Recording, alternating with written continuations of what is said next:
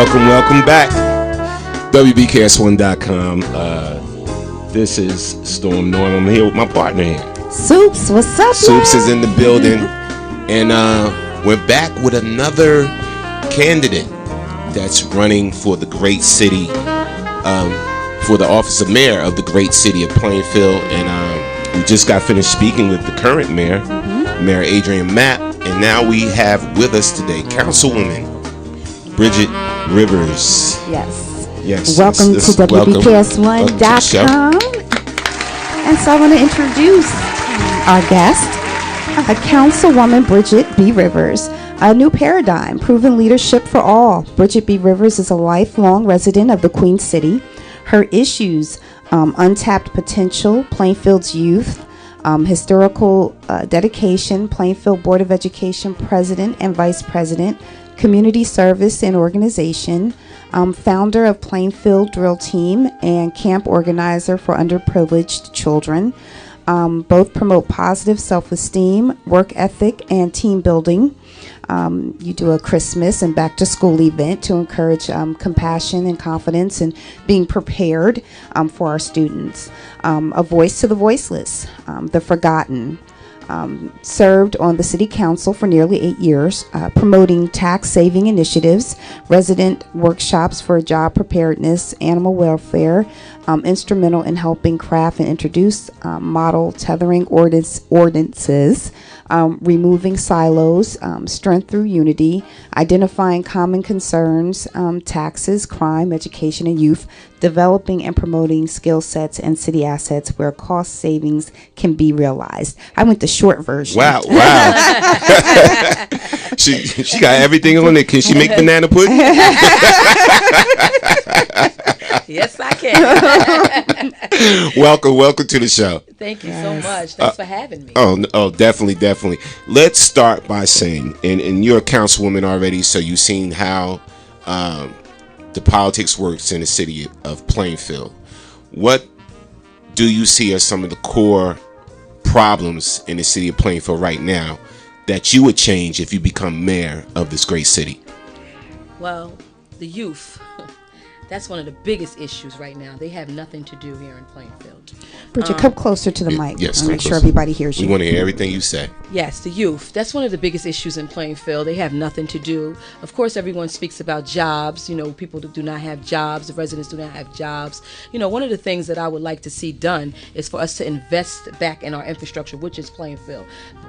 There's a manufacturer. You can't hear me? Yeah, that's why you're going back and forth, so that we can invest back in our infrastructure, and start promoting job preparedness, job readiness, just getting the young men and the young women off the streets, finding something for these youth to do. I'm born and raised here. When I came through Plainfield, we had a lot to do. We had the Science Center, the Neighborhood House, we had the South Second Youth Center, and we had a lot of programs. That's what's missing right now in this great city of Plainfield. How do we fund that? How do we bring that back on the table? How would you do it? Well, one of the ways that I would do it, I would research that budget very clearly, very closely. Because one of the things that I've learned in balancing the budget, that there's always pockets where there's money. Just for instance, this budget, there was $10,000 sitting out in left field. Mm-hmm. And one of the questions that I asked to the administration, I said, what is that $10,000 for? And they said, just in case if we need it. Okay, let's take that $10,000 for not a just in case, and let's use it for what we need it for. Mm-hmm. Okay. I'm gonna go right to it. The crime, the youth, the gang problems. What do you propose to alleviate a lot of that and to address a lot of that, to whereas we could bring the city more back into a positive light? Well, let me start off by saying I believe that our police department is doing a wonderful job.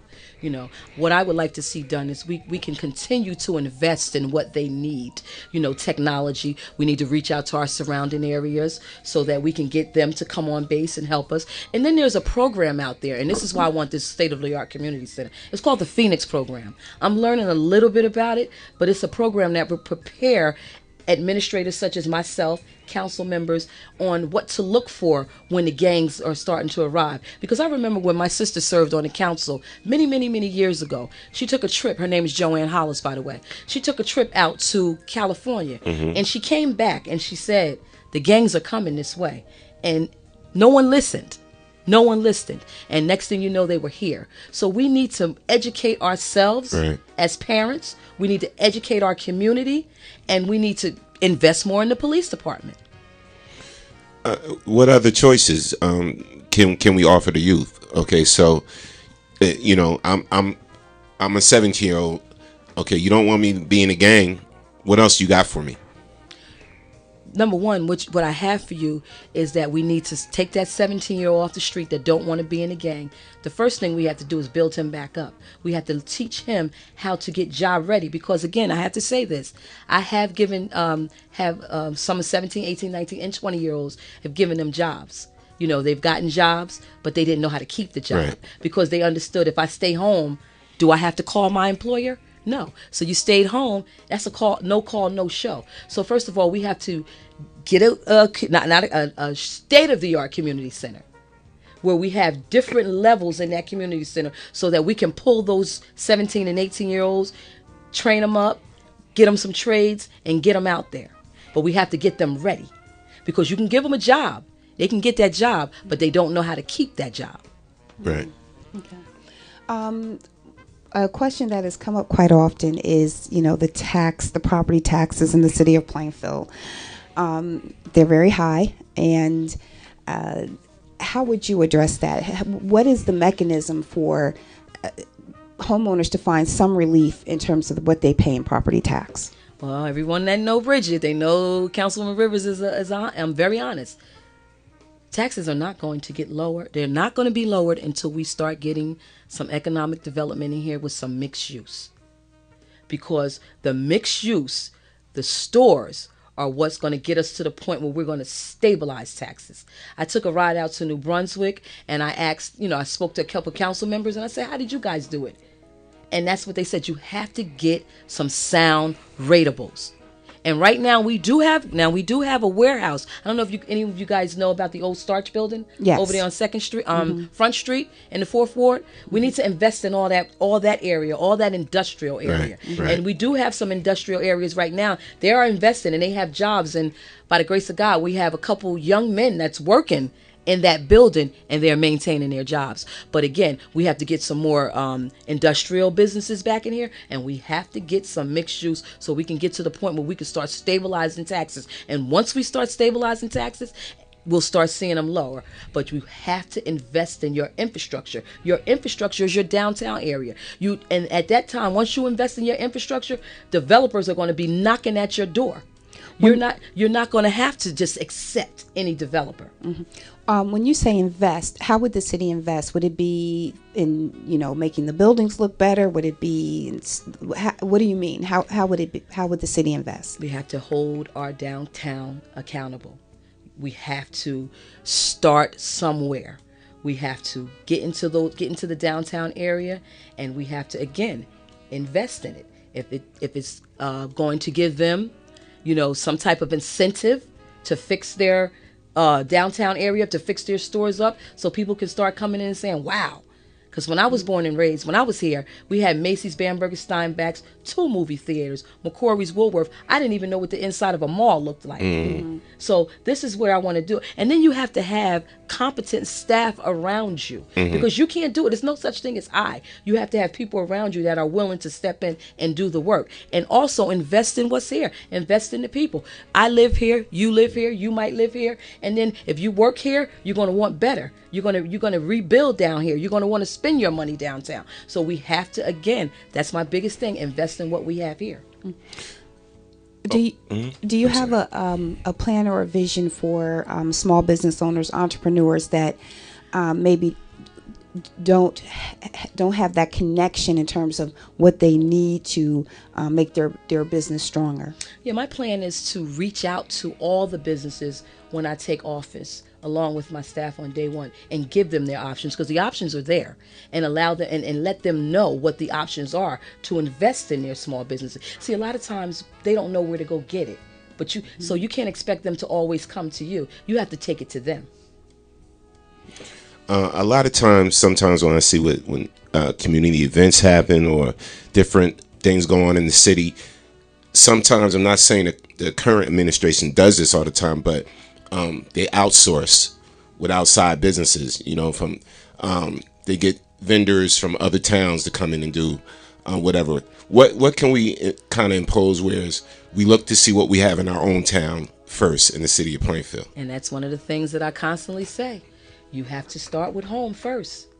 You have to start home first. You have to reach out to the people in your city first. When I say invest in the infrastructure is the people also. You have to invest in these small businesses. You have to, when you have, we have events such as the 4th of July parade, where afterwards we go to City Hall. They have the hamburgers and hot dogs. Right. Search around and use different businesses in the city of Plainfield to bring them in. You have the bike rides. Bring your local businesses in. Invest in your local businesses. Spend in your local businesses so that they can invest in their own businesses. They can't do it if they're not making any money. We have a lot of local businesses that a lot of people don't go to, and they go right down North Avenue and South Avenue to our surrounding towns. And that's what's going to happen if we keep rebuilding these apartment buildings. They're not going to spend their money here. They're going to take their dollars. They're going to come here, eat and sleep, and take their dollars out. In these apartment buildings, they are going to pay taxes through the tax breaks, but it's not what the city deserves. We deserve better. Listen, I could have ran for my seat and won overwhelmingly. But I said, Bridget, if you're talking about the problems, you got to be a part of the solution. Right. And you have to take what you know, and you have to take it throughout this entire city of Plainfield. I plan on investing in my city, investing in my people, because we need to rebuild Plainfield. Absolutely.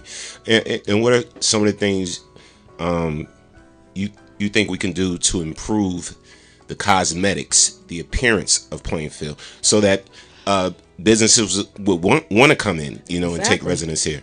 And that's one of the things that I keep stating. You go out to these local businesses and you tell them these are your options. This is what you need to do. This is how you can do it. This is where you find the money to rebuild your building. Give them incentives, because it's important. Like I said, we are not going to attract anything like a Starbucks until they start seeing change in the city of Plainfield. Absolutely. We're not going to attract any, and people talk about the crime. Yes, we have a lot of incidents in the city of Plainfield, and God knows I've been around for all of them. And we don't want them to happen, but you have to give these young men something to do. I'm telling you, I walk through every ward in this city of Plainfield, and when I'm down there in the 4th ward, a lot of those young men they'll whisper to me, I need a job. But then when you're around your friend, you're looking, yes, I want to help you get a job, but I got to teach you how to keep that job. Right. Talking about the youth, in what ways do you see the city of Plainfield partnering with the school district? I think that would be a great idea to do some shared services with the school district. But we can't involve ourselves in their day-to-day operation. You have the mayor to sit down with the superintendent, the council members to sit down with the board members and see where we have a duplication of services, see where we have a duplication of activities so that we can invest in them all. Like a lot of times the school district, around 3:30, 4 o'clock, it's over. I mean, they have some days where they have free Fridays, but let's see if we can invest in keeping some of those community centers open and allowing our police officers to do some shared services so that these young youth and these young men and women can have somewhere to go. We must do shared services so we can have a cost savings not only on the school district but on the city of Plainfield also. And then while we're at it, we might as well do some shared services with the housing authority. We have to work together as a unit. We have to work together as a whole so that we can bring Plainfield back to where it used to be. Everybody work together. Right. We can't have this division. It's not a division anymore. This is one of the nastiest elections I've ever seen in my life. Why do you think so? Because there's too much. Were you at any of the debates? It's too much fighting. Right. Mm-hmm. Let's not fight. I'm not running against any candidate. I'm running for the people of Plainfield. That's what I'm running for. And that's why I'm out here. Before I came in here, I'm out here, I'm walking, I'm knocking on doors. I don't owe nobody anything. All I owe is the people of Plainfield. If I win this election in June, you will see a 360 turnaround because I owe you guys. Mm-hmm.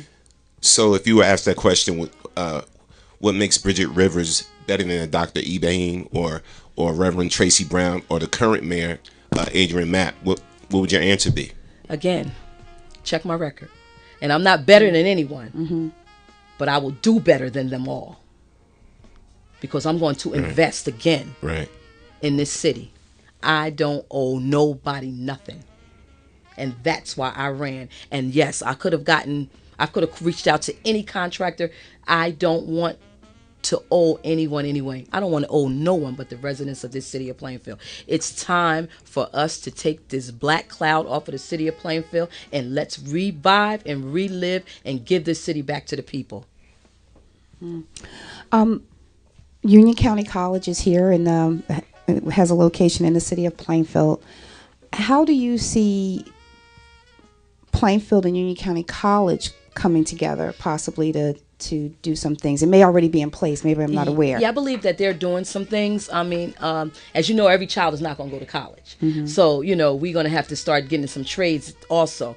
But I think they're already doing some type of partnership where they do come out to the schools and talk to the children just in case if the children, because some children might have to take a 2-year college before they go to a 4-year college. So I think they're already doing some type of partnership that way. And I would like to invest more in to make sure that, you know, speak with the county as the mayor, but not overstepping my grounds, to speak with the superintendent of schools so that we can make sure that these children are aware. I think it would be great to have their business students also possibly partner with businesses in Plainfield. I mean, the resources there could be very helpful. Absolutely. Yeah. My boyfriend has a friend who opened up a restaurant in Orange, and it's called Red's. And those the schools actually bring their students there, and they work there, and then they get a job, and they get credits for that. So that's one of the things that we have to start doing here, right here in the County of Union. We have to start doing it right here in Plainfield. Let's start in Plainfield. A lot of times the youth always say, you know, well, I wouldn't be doing this. I really just need a job. But I don't have that many skill sets. You know, who's willing to teach me? And I can't afford it, but who's willing to teach me some type of skill set? Is there something that you would put in place where the youth would get more training opportunities, which will eventually lead to job opportunities? Absolutely, absolutely. I have a couple of business owners. They own HVAC companies. They own all different kinds of lumber companies, and they're willing. That's one of the things, they're willing to give back. And that's my first order of business, is to build this state-of-the-art community center. It's just not going to be somewhere where you're going to go and play. It's going to be somewhere where you can go get your skill sets. You're going to have people coming back. You're going to get educated. You're going to get learning and teaching, and it's just going to be an amazing thing for this city of Plainfield. That's my first order of business. So the mayor spoke about the new recreational center in Hannah Atkins. Is that what you're talking about? Or you're talking about something absolutely different? Not.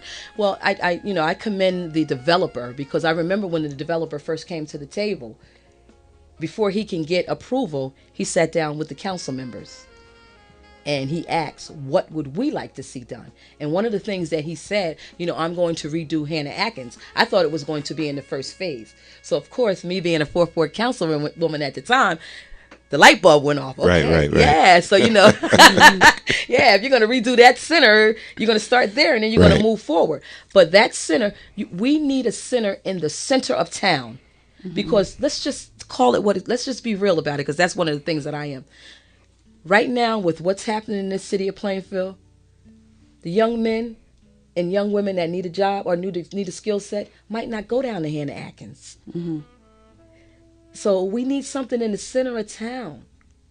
Hannah Atkins is a great place to start. I respect you saying that. I'm very real. Hannah Atkins is a great place to start, and I'm thumbs up, because like I said, when the developer stated that he was going to invest in Hannah Atkins, I was excited about that. But then I want this developer to invest in something in the center of town. There's no way with all this development coming into the city of Plainfield that we should not have a state-of-the-art recreational center right now. There's no way. You know, with the development, and I probably should have presented this question before, are there any affordable housing units, do you know, in all this, the new building that's going on? No, there's no affordable housing. Okay. Because typically when you have, well, I won't say typically, but I do know many projects when they come in, they're building, luxury apartments, and they have a portion that are, will be kept for affordable housing. But with this one on South Avenue, there is no affordable, but I believe the one on South 2nd Street do have, moderate income. Moderate, okay. Moderate income. I was trying to think of the right words to say. Mentoring programs. I know we're talking a lot about the youth. And you talked about business owners that you can reach out to, particularly for we have one school in town that civic development, civic development. Right. So they already have a population where the children aren't in the mainstream school because they've had particular issues or any thoughts about things that would help those children that particularly may have a record, wouldn't be able to walk into some of these opportunities because of the challenges they already have. Yes, I'm definitely looking to, and that's going to be one of the departments in that teen center, in that state-of-the-art youth center, a mentoring program for men and women. We currently have a Yes Girls where they mentor the young women. Yes. And previously, when back in the day, I used to mentor young women, and we had the drill team, the Black Superior Steppers, and a lot of them, used to come to me, and we used to sit down and we used to talk, and it helped them along the way. And I have to say, 99.9% of them young ladies are doing well. So, but we have to reach our young men too. But there are young men that are ready to mentor these young men also. What do you say? And this question was actually posed to me by someone, and I said I'm going to ask Bridget this. A few people in the city of Plainfield lost their house because of interactions with the PMUA, and they were lagging behind on their PMUA bill, and it led to them losing their house.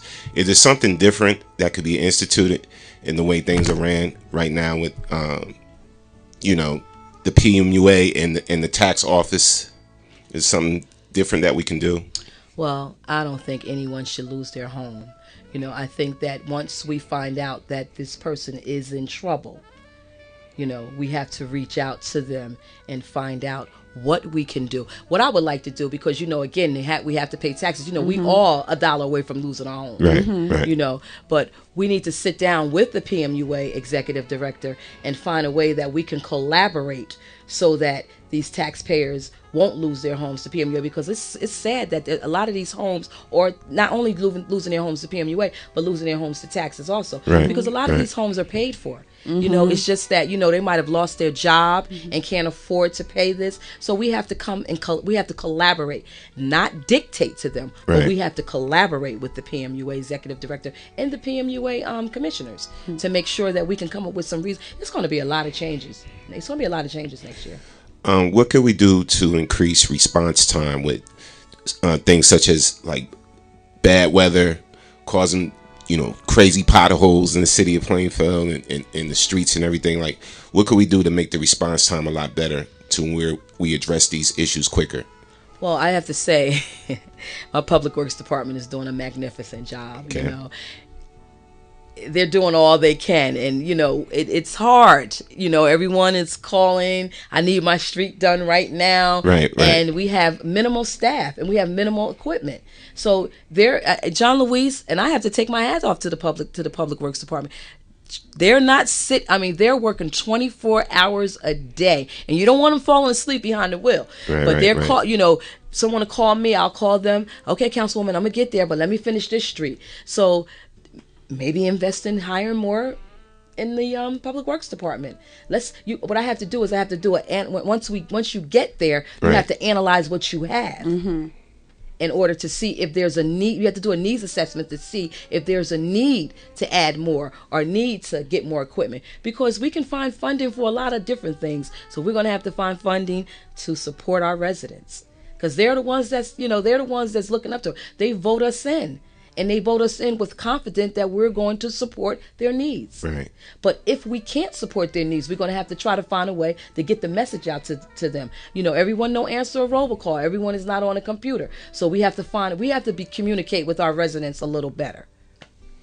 Is there anything we can do in the city of Plainfield? Because when you go to certain areas, a lot of the houses are run down and deteriorating. Is there anything, some type of program we can institute to help give people help with these houses and to get them looking up to par, to increase the perception of Plainfield? I was walking as I'm just coming in. I put my shoes on. I was walking, and the young lady said to me, "Look next door." I mean, the grass was yay high. This was down on Parkside Avenue. I was going to say that might have been my house. She said it's bank owned, and they won't come cut the grass. And I, we're going to have to hold these, especially when they're bank owned, we're going to have to hold these bankers accountable. Right. We're going to have to start finding them. Right. Because if you start hitting them in their pockets, then they'll come out and take care of their properties. Mm-hmm. There's a program, the CHAP program, that assists, can assist a resident in Plainfield that needs repairs on a home. It's a loan. They put it on the end of your loan. Whenever the last person that's, on the loan leaves the house, it's paid off, or you sell a property.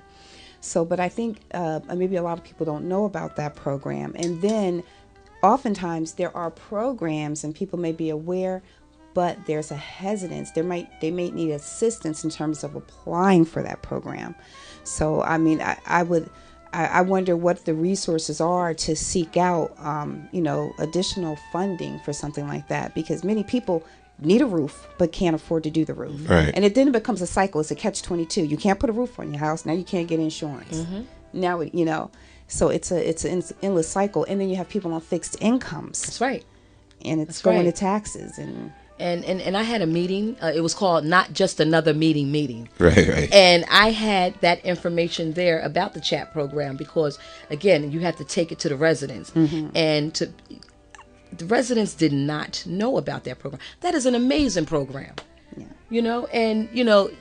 They left that meeting with a wealth of information. And you have to do that throughout the city of Plainfield because, again, everyone don't have a computer. I mean, even though, I'm the dinosaur, I just got on Facebook a year ago. She's my Facebook friend, by the way. So, you have to take it out to the community. I'm serious about this. When I served on the school board, I say, check my record. I was a public servant then. And anything that I did, my investment was those children. So we took it out there to those parents that wouldn't come to the PTO and PTA meetings. You have to take it out there to the residents so the residents will know that we have these programs in Plainfield that exist. I have a passion for what I do here. This is not about anything. I didn't have to run. If I thought that we had a candidate that was running on the same values and the same issues that I'm running on, I would have supported them wholeheartedly. I'm not running against them. I'm running for the people. So regardless of what happens on June 6th, I'm not going nowhere because I have a passion for this. And this is serious for me. I'm a lifelong resident of this city of Plainfield, and I want to see better. I do. I want our residents to understand what they have here. A lot of them don't know. I rode through Plainfield. I didn't even realize how many streets are in Plainfield till you start walking them. Right. I said, oh my goodness. Right. And it's a beautiful town. But we have to beautify the entire city of Plainfield. We have to bridge it all together. I like how you said that. She's like, no pun intended. So Bridget, what are your thoughts on the cultural entertainment aspect of what could happen in the city of Plainfield? Because many areas thrive because they have a strong artistic, cultural, vibrant community where people get to express their artistic, whether it be visual, painters, photographers, people interested in music, filmmaking. Radio, broadcast. No pun intended. This is a diverse community. This. I went to on North Avenue. They just opened up an arts store, and it's beautiful. And we have to invest. We have to get people you have to bring them here. You have to invest in stuff like that. You have to invest and let people be the artist that they want to be the musician that they want to be. And that's one of the reasons why we started Paz. One of the things that impressed me most about you since this interview is the fact that you said you liked the way they was doing something in New Brunswick. So you asked the other council people there, like, what did y'all do to get this in place? I respect that, because that kind of tells people that, you know what, if I don't know something, I'm going to ask and find out. So you didn't come from a position to where it's like, you know everything. And people can respect that. And that leads me to say, will you have an open door policy where any resident can just come to you and voice their opinion and voice their problems to you? Will you have that type of open door policy? I promise you, and I don't make promises that I won't keep. Any resident that enter into City Hall will get a chance to speak to Bridget Rivers, because every resident matters to me. And if they give you a suggestion, Bridget, I think we can do this better if we do this, and if it sounds good, you be like, you know what, we're gonna run with that. That's right. Show me how to get there. Show my administration how to get there, and let's get there. I'm not gonna turn a deaf ear. I want you to show me, this is your plan, strategic plan. I want you to show me how we're gonna implement this, and then I'm gonna ask my administration to walk with you and work with you, so we can see what type of, if funding is needed, how we gonna get there. How we gonna get there, if we can get there. Have you heard of Youth Build? Are you familiar with Youth Build? No, I'm not. Youth Build is a program. It's in Elizabeth. It's in Newark, and that population between 16 and 24. They take that population and they train them in trades, and then they put them out to work. So particularly, I just think of all this new development going on. The one in Elizabeth, they're landscapers. So those youth, they put to work in the apartment complex, doing landscaping, doing snow removal. I mean, it goes deeper than that. They also help them get their GEDs. Wow. And so while they're going through the process of getting their GED, and they're actually making money. So I just thought, but it typically is run by, nonprofits. Mm-hmm. That would be a perfect program. Anybody's listening to me out there and you have a nonprofit and you look into Youth Build, Google it. Youth Build. I would definitely like to get more information on that program, because that sounds like an amazing program. It'd be perfect here in the city of Plainfield. Oh, absolutely. And I would definitely embrace it.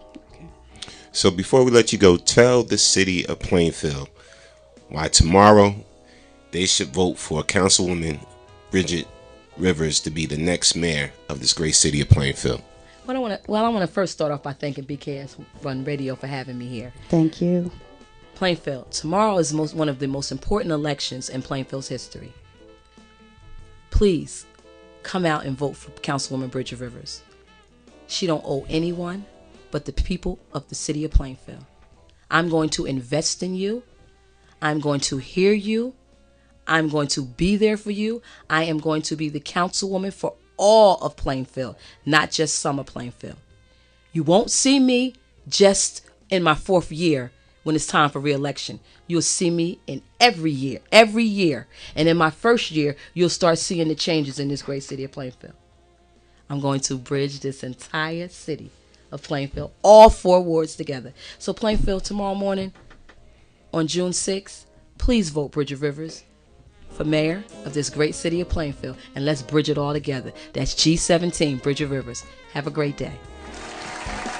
Then we find out like the bridge it all together thing. Bridget, thank you. Thank you for joining us. Yes, please. Plainfield, I know you're going to say we didn't ask all the questions you wanted us to ask, but we have limited time. We have limited time, people. We do.